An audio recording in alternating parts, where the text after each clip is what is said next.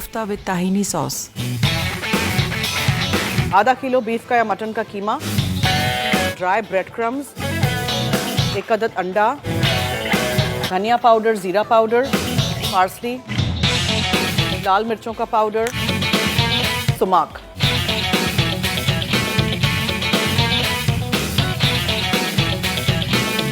दही, ताहिनी है, सुमाक, नमक शामिल करेंगे, लेमन जूस जाएगा। कुकिंग ऑयल यूज करते हुए